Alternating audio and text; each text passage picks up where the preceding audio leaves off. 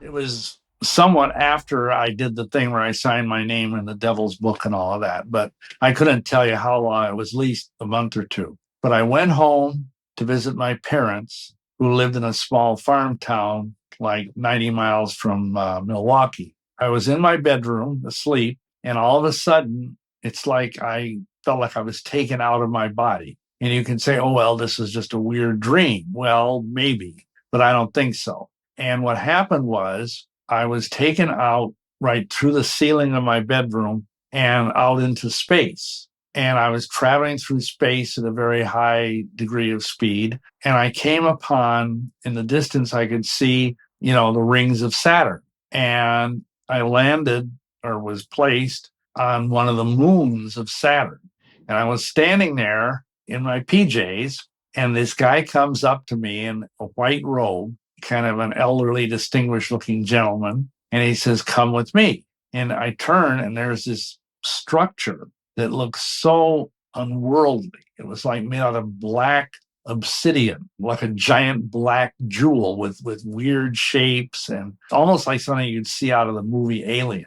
Just unearthly, creepy shapes. And we go into this place, and he says, welcome to the Cathedral of Pain. And I think to myself, this is one weird dream and I want to wake up. Anyway, I look around, and there's no light in this room. There's just like these huge glass walls on either side. And it's big. I mean, it's like a cathedral, like you might see in a large city. And behind these walls, there's this unearthly greenish light, kind of like an aquarium. And in these walls are floating hundreds of naked dead bodies, men and women, children, floating there, like they're preserved in, I don't know, formaldehyde. And it was just terrifying to me. And they led me up. There was this altar that looked like it was made out of girders, iron girders. And they took off my pajamas, put me on this altar, and strapped me in place. And then these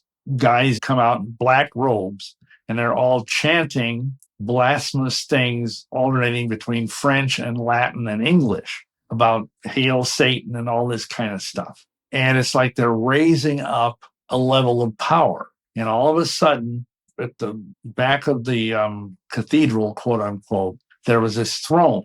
And on the throne, this giant figure appeared.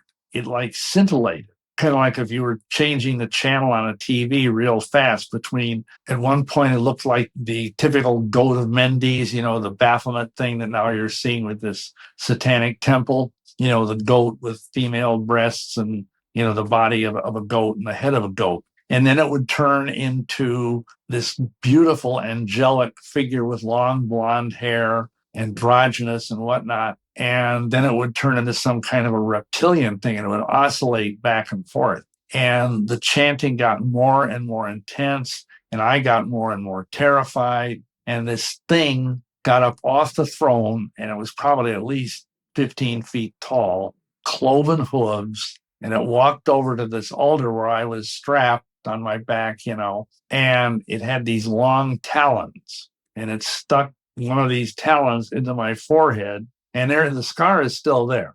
And it was like a red hot poker going into my brain. And it was just excruciatingly painful. And he says, now you belong to me forever, body, soul, and spirit. And then with that, he kind of made a gesture like that. And I was flung off the altar, flung through space. And it seemed to me like I was falling to earth in like a fire.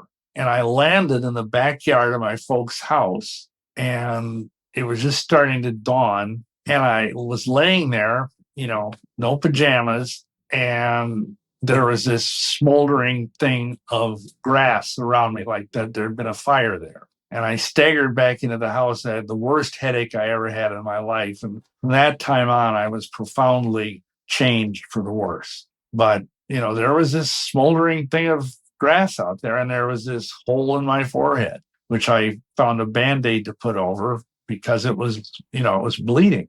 And I realized that was the Luciferian initiation, which I had been told about, but I didn't know what it was going to be.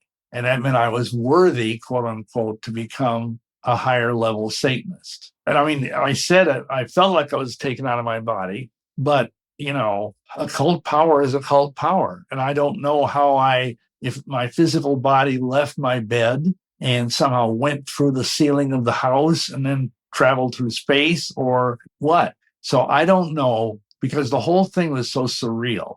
And mind you, I was not on drugs. And yet this weird thing happened that was like worse than any acid trip I'd ever done. And I don't really know for sure, except I know that the thing on the lawn was real. And I know the thing on my forehead was real.